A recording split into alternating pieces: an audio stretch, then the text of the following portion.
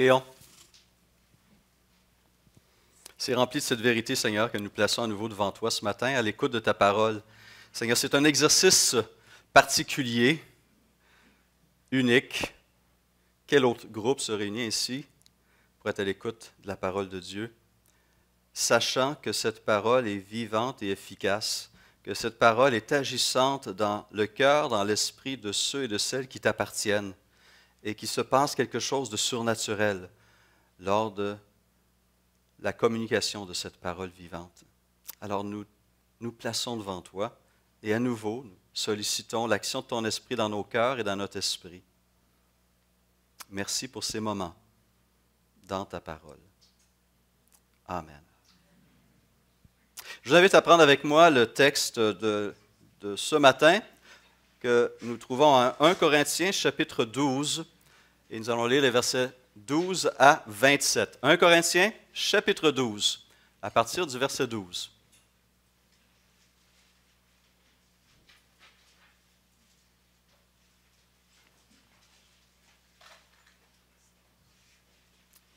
Voici ce que dit la parole de Dieu. Je vous lis la version second 21. Le corps forme un tout, mais a pourtant plusieurs organes. Et tous les organes du corps, malgré leur grand nombre, ne forment qu'un seul corps. Il en va de même pour Christ. En effet, que nous soyons juifs ou grecs, esclaves ou libres, nous avons tous été baptisés dans un seul esprit pour former un seul corps, et nous avons tous bu à un seul esprit. Ainsi, le corps n'est pas formé d'un seul organe, mais de plusieurs. Si le pied disait « Puisque je ne suis pas une main, je n'appartiens pas au corps », ne ferait-il pas partie du corps pour autant? Et si l'oreille disait « Puisque je ne suis pas un œil, je n'appartiens pas au corps », ne ferait-elle pas partie du corps pour autant? Si tout le corps était un œil, où serait l'ouïe? S'il était entier l'ouïe, où serait l'odorat? En fait, Dieu a placé chacun des organes dans le corps comme il l'a voulu. S'ils étaient tous un seul organe, où serait le corps? Il y a donc plusieurs organes, mais un seul corps. L'œil ne peut pas dire à la main « Je n'ai pas besoin de toi », ni la tête dire aux pieds « Je n'ai pas besoin de vous ». Bien plus, les parties du corps qui paraissent être les plus faibles sont nécessaires, et celles que nous estimons être les moins honorables du corps, nous les entourons d'un plus grand honneur. Ainsi, nos organes les moins décents sont traités avec plus d'égard, tandis que ceux qui sont décents n'en ont pas besoin. Dieu a disposé le corps de manière à donner plus d'honneur à ce qui en manquait, afin qu'il n'y ait pas de division dans le corps, mais que tous les membres prennent également soin les uns des autres. Si un membre souffre, tous les membres souffrent avec lui. Et si un membre est honoré, tous les membres se réjouissent avec lui. Vous êtes le corps de Christ et vous êtes ses membres, chacun pour sa part. Ici s'arrête la lecture de la parole. L'Église est le lieu le plus précieux au monde. Cette affirmation nous vient de Charles Spurgeon, le célèbre prédicateur baptiste britannique de la deuxième moitié du 19e siècle. John MacArthur, un pasteur bien connu, dit, quant à lui, il affirme que pour tous ceux qui connaissent et aiment le Seigneur Jésus-Christ, il ne devrait y avoir au monde aucun endroit plus doux et plus apprécié que l'Église. L'Église est précieuse, poursuit MacArthur, pour plusieurs raisons.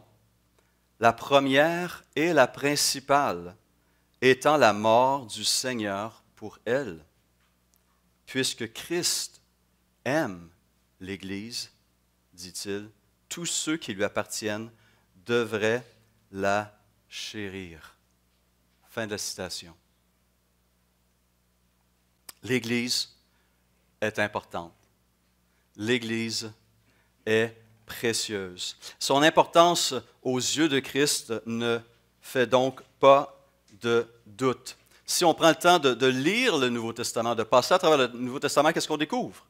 Que la grande majorité des livres qui la composent sont adressés non pas à des individus, mais à des communautés de foi et qui cherchent à élever le Seigneur à travers ces communautés-là, aider ces communautés à atteindre la place, la vision, le potentiel que Dieu a placé en elles pour glorifier son nom et pour accomplir sa mission sur la terre. Lorsque Paul allait de ville en ville durant ses 3 voyages missionnaires, il ne faisait pas que prêcher l'Évangile à des individus pour les amener à la foi. Toujours, il réunissait ses croyants en communautés locales pour qu'ils puissent s'encourager, s'édifier, veiller les uns sur les autres et accomplir ensemble la mission de Christ, être lumière et celle au sein de leur communauté. L'importance du Nouveau Testament se constate aussi lorsqu'on regarde le nombre d'images ou de métaphores que les auteurs bibliques utilisent pour la décrire. On a recensé plus de 80 images pour décrire l'Église de Jésus-Christ. Ses différents rôles, ses différentes actions, sa nature. 80. Ce matin, nous voulons examiner une nouvelle image de l'Église. Nous avons vu ces dernières semaines 2 images. La première, celle de l'Église en tant qu'armée d'un roi conquérant, Jésus-Christ, et ses implications. Nous avons vu il y a 2 semaines l'Église en tant qu'épouse, et son époux n'est nul autre que Jésus-Christ lui-même.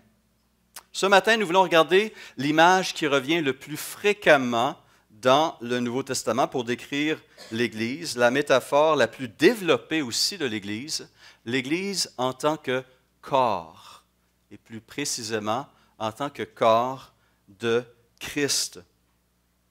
Cette métaphore nous fait réaliser que l'Église est un organisme vivant et pas n'importe quel. C'est un corps et pas n'importe quel. C'est le corps de Christ.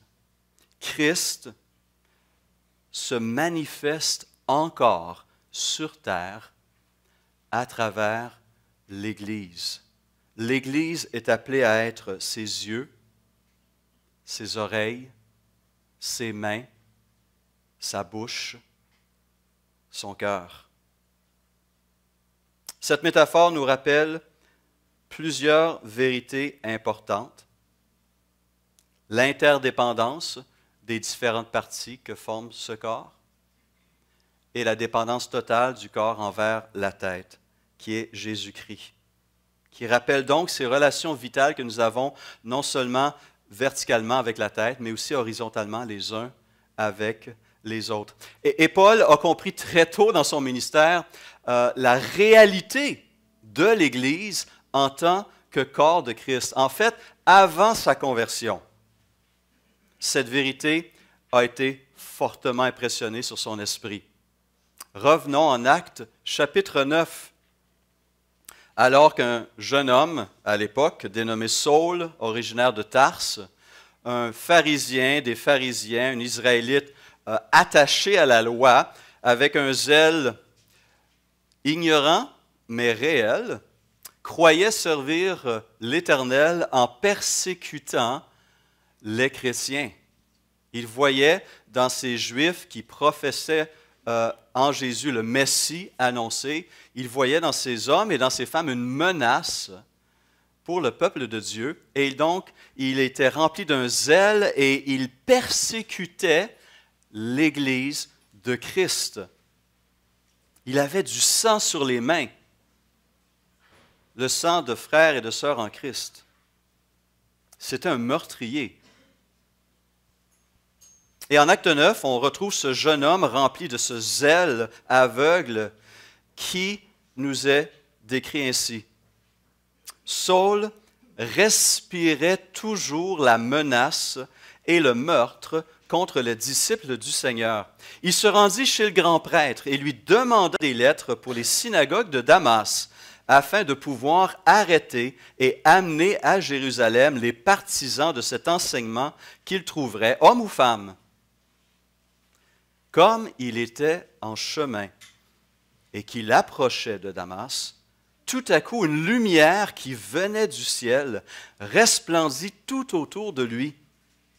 Il tomba par terre et entendit une voix lui dire, « Saul, Saul, pourquoi me persécutes-tu? » Il répondit, « Qui es-tu, Seigneur? » Et le Seigneur lui dit, « Moi, je suis Jésus, celui que tu persécutes. »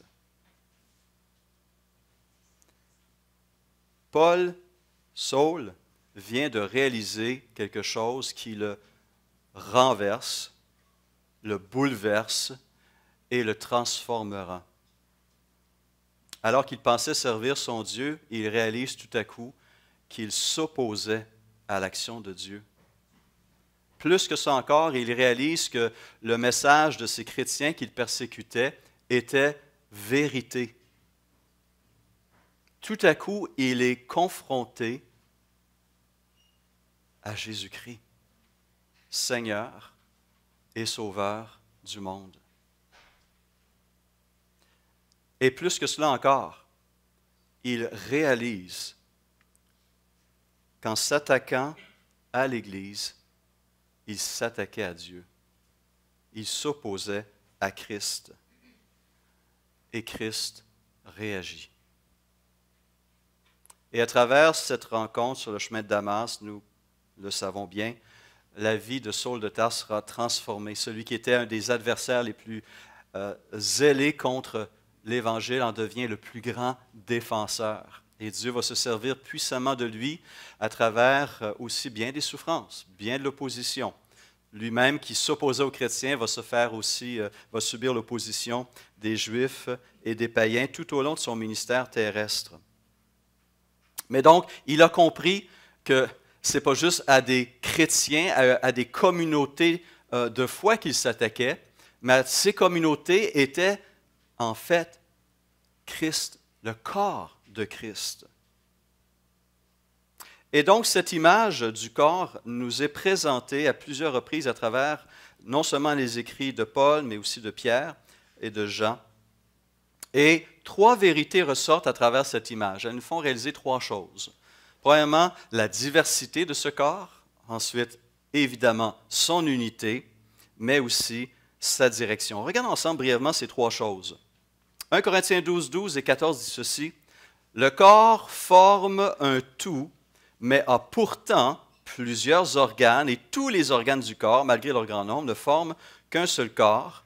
Il en va de même pour Christ. » Et le verset 14 ajoute, « Ainsi le corps n'est pas formé d'un seul organe, mais de plusieurs. » Et donc, une des premières choses qu'on constate avec cette image du corps et la manière dont Paul présente cet enseignement en Corinthiens 12, c'est que ce corps est un corps qui contient plusieurs organes, qui est très diversifié.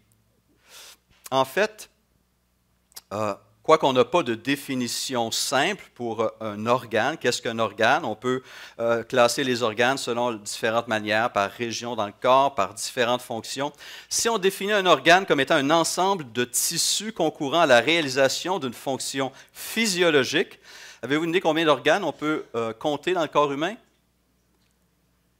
78. 78 organes se trouvent dans notre corps selon cette définition. Une diversité incroyable. Incroyable. Et des fonctions très, très différentes les unes des autres. 78. Cette image nous dit que le corps de Christ aussi est caractérisé par une grande diversité.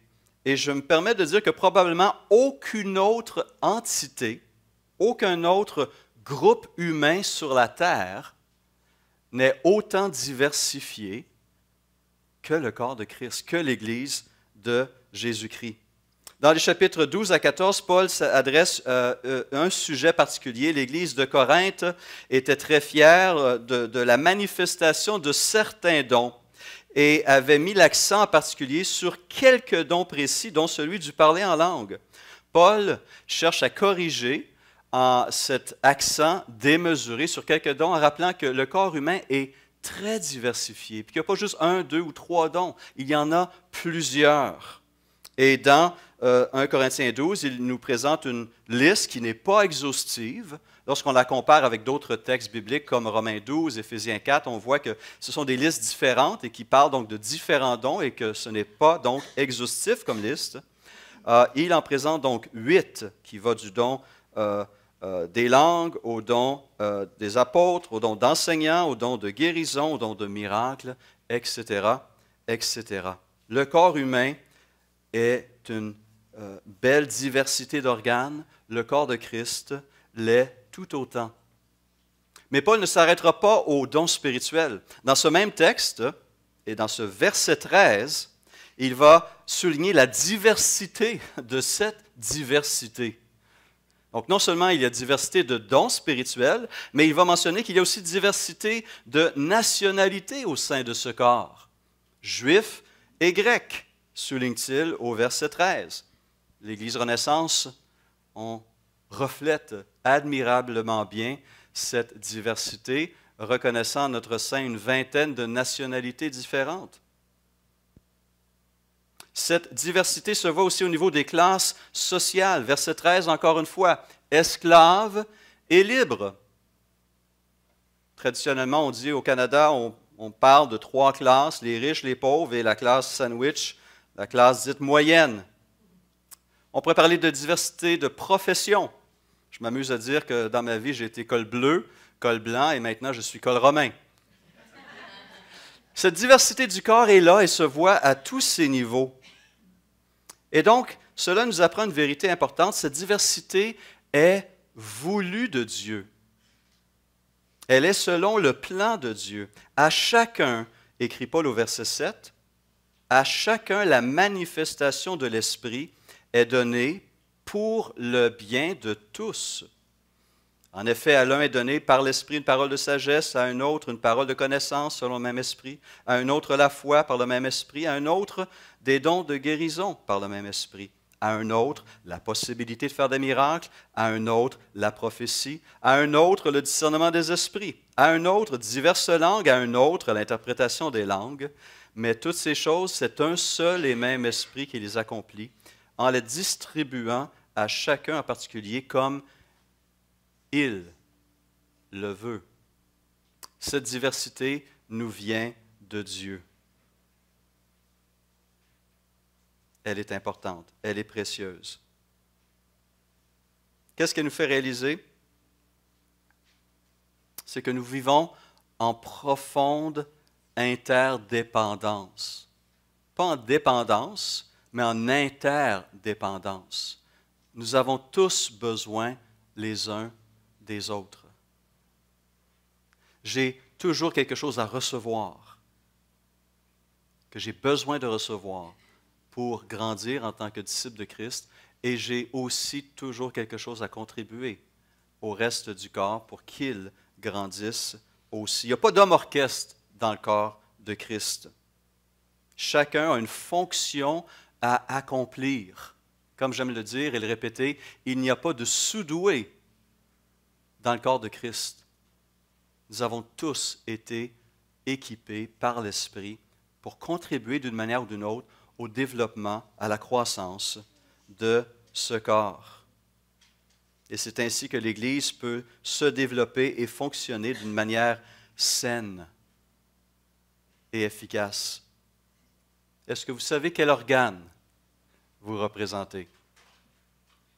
Quelle place vous êtes appelé à combler pour permettre au corps de Christ de poursuivre son développement, de poursuivre son témoignage et d'être ses mains, cette bouche, ses yeux, ses oreilles de Christ?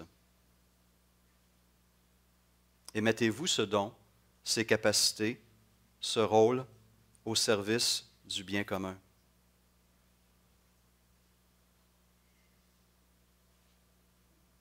Cette diversité va nous garder aussi, nous préserver de deux dangers. Celui de manifester un complexe d'infériorité et son contraire, un complexe de supériorité. Paul, au partir du verset 14, nous présente un peu ces organes, ces parties du corps qui ont une conversation entre elles. C'est assez intéressant. Ainsi, le corps n'est pas formé d'un seul organe, mais de plusieurs. Si le pied disait, « Puisque je ne suis pas une main, je n'appartiens pas au corps », ne ferait-il pas partie du corps pour autant? Si l'oreille disait, « Puisque je ne suis pas un œil, je n'appartiens pas au corps », ne ferait-elle pas partie du corps pour autant? Et il poursuit ainsi en manifestant ces différents organes. Ce n'est pas parce que je ne suis pas tel organe ou parce que je n'ai pas tel don que je ne sers à rien, que je n'ai pas de place, que je ne fais pas partie du corps de Christ. Chaque personne a été équipée par l'Esprit pour contribuer au bien-être collectif. Et le complexe d'infériorité n'a pas sa place dans l'Église, parce que ça ne reflète pas la réalité de l'action du Saint-Esprit dans nos vies. Donc, d'un côté, il y a les indépendants spirituels qui pensent pouvoir se débrouiller seuls et ils se trompent profondément. Et de l'autre côté, il y a ceux qui se considèrent comme des insignifiants spirituels parce qu'ils n'ont pas un don qu'ils aimeraient bien avoir ou un don qui est peut-être plus visible, mais qui contribuent ou peuvent contribuer tout autant au bien-être de l'ensemble. On pourrait le dire autrement, la vie chrétienne ne se limite pas à une relation personnelle avec Jésus-Christ.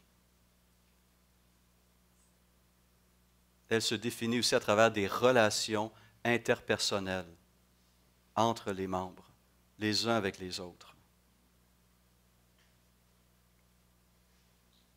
La diversité est voulue de Dieu pour le bien du développement de l'Église. Mais après avoir affirmé que probablement aucun autre groupement humain ne manifeste une telle diversité, je peux affirmer aussi qu'aucun autre groupement social, humain, ne connaît une telle unité. Et pourquoi? Parce que cette unité est d'origine surnaturelle. Ce n'est pas quelque chose qui est uniquement décidé par les hommes et qui se vit seulement au niveau social. C'est une réalité profondément surnaturelle et spirituelle qui vient de l'Esprit de Christ lui-même. Voici comment il l'explique au verset 13. « Nous avons tous, précise Paul, nous avons tous en effet été baptisés dans un seul esprit. » Alors pourquoi ce baptême dans l'esprit? Il le précise clairement. Pour former un seul corps, soit juif, soit grec, soit esclave, soit libre. Le baptême du Saint-Esprit, cette opération initiale dans la vie du croyant à sa conversion qui l'intègre, qui l'incorpore au corps de Christ. Tout comme le baptême d'eau nous incorpore à une église locale, le baptême du Saint-Esprit nous incorpore au corps universel de Jésus-Christ. Cette opération ne peut se faire naturellement qu'à la conversion, au moment où la vie de Christ nous remplit et nous attache, nous associe, nous place en Christ et donc aussi en son corps. Au verset 18, Paul dit que c'est Dieu qui a placé chacun des organes dans le corps comme il l'a voulu. Un commentateur dit ceci, « Le Père choisit chaque membre, chaque chrétien individuel et le place intelligemment, adroitement, volontairement et fermement là où Dieu le veut. La manière dont le Père construit l'Église manifeste sa souveraineté, son dessein et sa sagesse. C'est Dieu qui crée ces choses. » Et cette unité est très précieuse aux yeux de Dieu et devrait l'être à nos yeux aussi. Elle est en fait une des principales requêtes que Jésus adresse à son Père dans ce qu'on appelle la prière sacerdotale de Jean 17. Regardez le verset 11. Que demande-t-il? Père Saint, garde-les en ton nom que tu m'as donné. Pourquoi? Afin qu'ils soient un, comme nous. Puis il ajoute au verset 22 et 23, qu'il nous a donné la gloire que tu m'as donnée, dit Jésus au Père, afin qu'ils soient un comme nous sommes un, moi en eux et toi en moi, afin qu'ils soient parfaitement un et que le monde connaisse, grâce à cette unité, que tu m'as envoyée et que tu les as aimés comme tu m'as aimé. Il n'y a aucune autre unité qui se compare, aucune autre cohésion qui vient à la cheville même de celle qui existe au sein de l'Église, corps de Christ. Et c'est pourquoi Christ va la défendre, cette unité, va veiller sur cette unité, va protéger cette unité et s'attend à ce que l'Église fasse de même. Nous devons aussi travailler avec Christ pour maintenir l'unité, la cohésion du corps de Christ. Plusieurs menaces existent. Plusieurs choses peuvent menacer cette unité, dont les plus mentionnées dans la parole, la fausse doctrine, l'hérésie, introduire un mensonge, une fausse conception soit de Dieu, soit de l'homme, soit du monde ou de l'Église. Et évidemment l'immoralité. À Tite, Paul écrit ceci, « Évite les discussions folles, les généalogies, les querelles, les disputes relatives à la foi, car elles sont inutiles et vaines. Éloigne de toi. » C'est fort. « Éloigne de toi, après un premier et un second avertissement, celui qui provoque des divisions. » Il faut intervenir pour protéger l'intégralité du corps de Christ. Et ceux qui apportent un faux enseignement ou qui veulent faire des disputes de mots menacent cette cohésion. Aux chrétiens de Rome, il va tenir le même langage au chapitre 16, verset 17. « Je vous en supplie, écrit Paul, méfiez-vous de ceux qui provoquent des divisions et font trébucher les autres en s'opposant à l'enseignement que vous avez reçu. Éloignez-vous d'eux, car de tels hommes ne servent pas Christ, notre Seigneur, mais leur propre ventre. »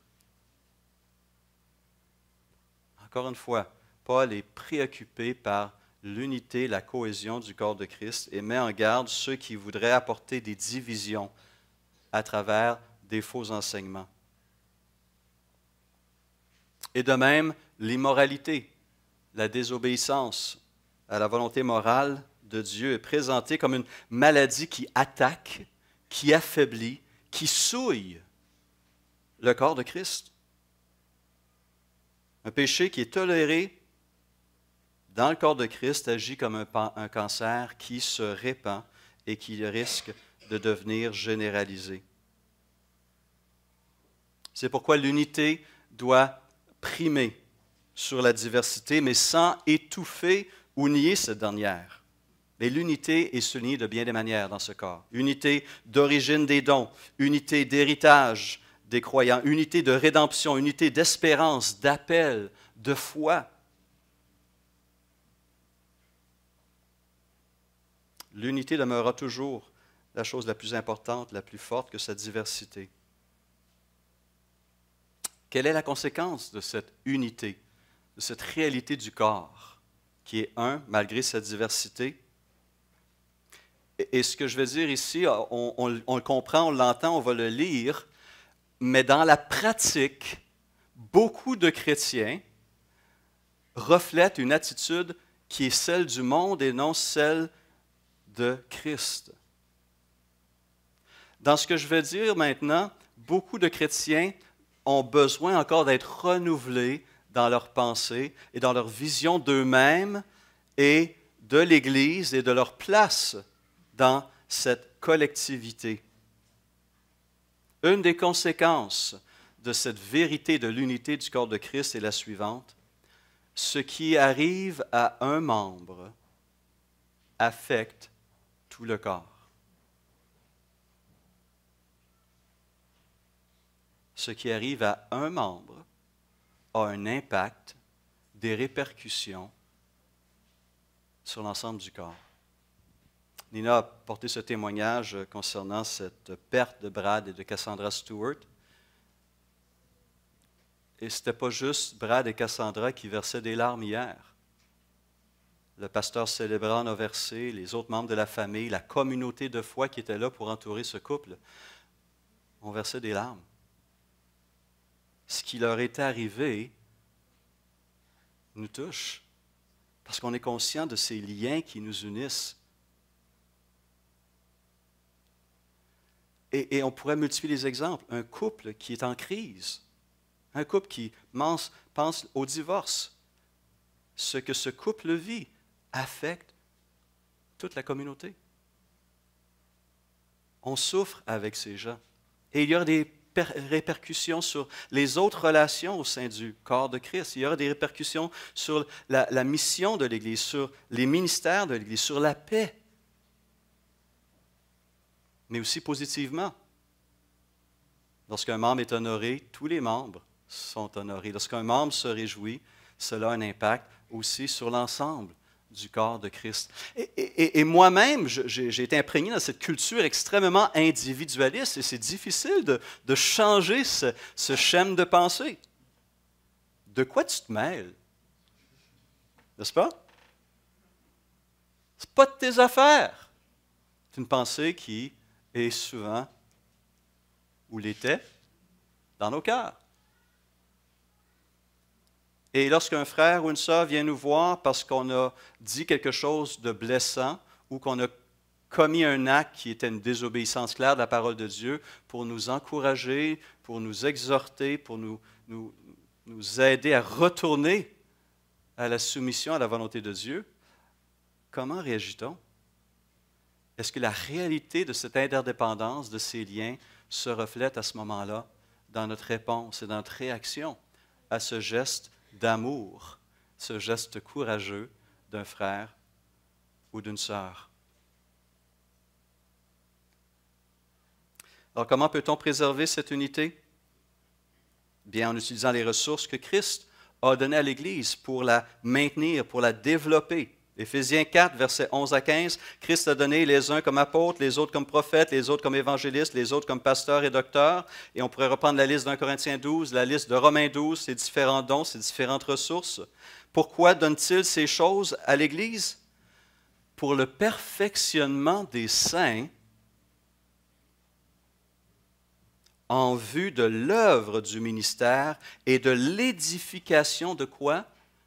Du corps de Christ. Jusqu'à ce que nous soyons tous parvenus à quoi?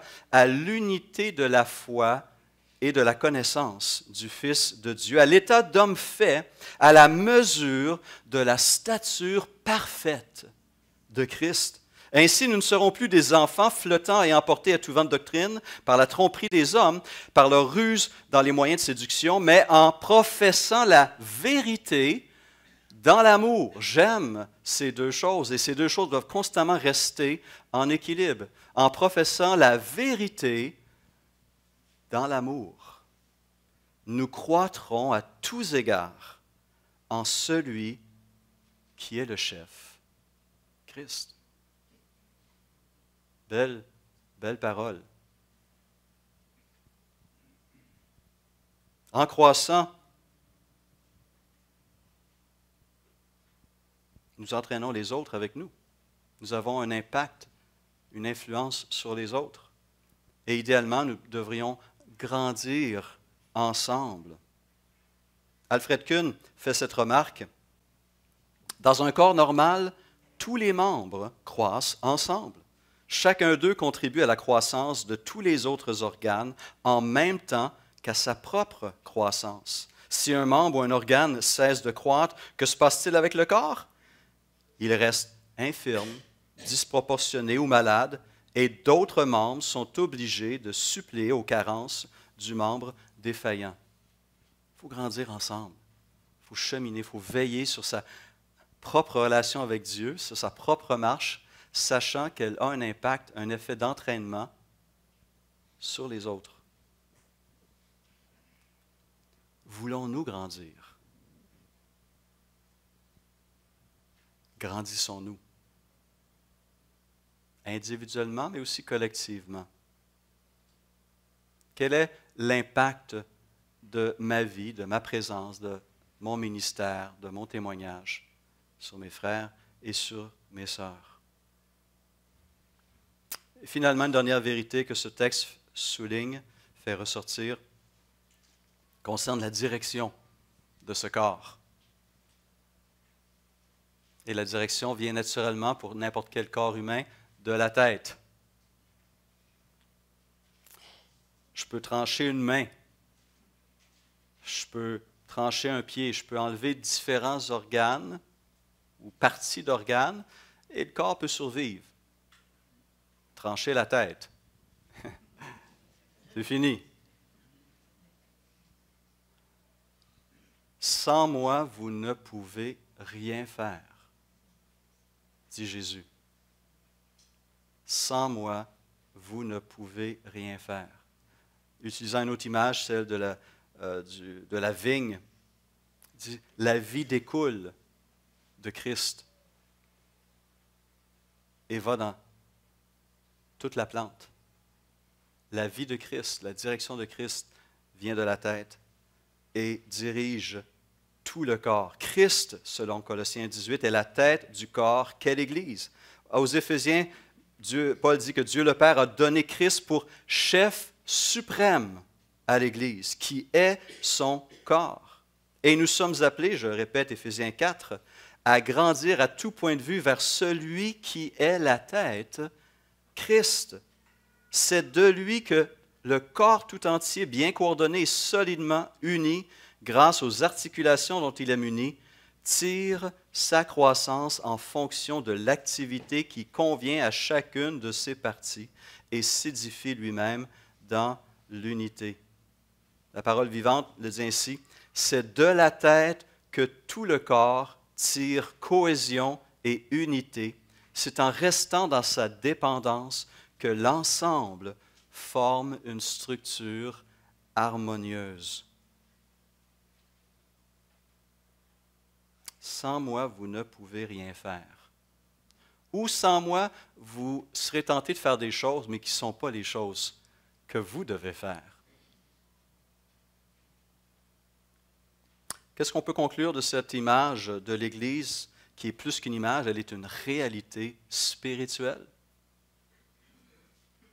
L'Église en tant que corps de Christ, eh bien que non seulement nous avons besoin de demeurer attachés à Christ individuellement et collectivement, être à l'écoute de cette parole qui est le mode d'emploi pour la vie humaine, pour le disciple de Christ, qui oriente sa vie et ses priorités, ses valeurs et ses actions à la lumière de cette parole, nous avons besoin de constamment nous placer sous la direction de Christ. Mais aussi, nous avons besoin de réaliser que nous avons besoin des autres membres du corps de Christ pour devenir ce que Christ nous appelle à être. Et les autres ont aussi besoin de moi. J'ai besoin des autres. Et les autres ont besoin de moi. J'ai autant à donner qu'à recevoir. Pour que ce corps croisse et demeure à santé, il doit rester uni, attaché, vivant, actif. Un autre enseignant de la parole résumera cette vérité en 3 points que je vous laisse en conclusion sur l'importance de l'Église locale à travers ces images. Il dit, nous avons besoin de l'Église locale parce que nous avons besoin d'être entourés. Cette vérité ressort au verset 24 à 27. Nous avons besoin de l'Église locale, ajoute ce commentateur, pour être équipés et croître dans la vie chrétienne. Et finalement, nous avons besoin de l'Église locale pour bénéficier de l'amour de Dieu qui se manifeste les uns à travers les autres. Je ne peux pas aimer le corps de Christ tout seul chez moi. Je ne peux pas veiller sur mon frère ou sur ma sœur tout seul chez moi. Je ne peux pas exhorter mon frère et ma sœur sans un contact réel avec lui ou avec elle. Nous avons besoin les uns des autres et Christ a décidé d'agir dans ce monde à travers cette Église.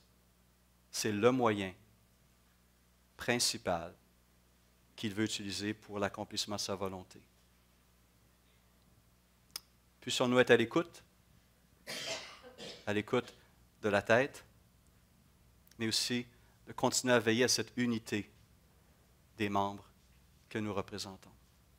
Prions.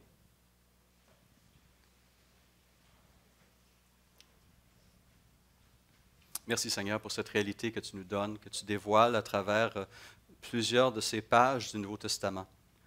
De cette réalité qui est plus qu'une image. Nous sommes ton corps. Nous sommes la manifestation de ta personne aux yeux du monde. Et tu veilles sur cette unité et tu continues à enrichir cette diversité sous ton autorité. Nous te remercions.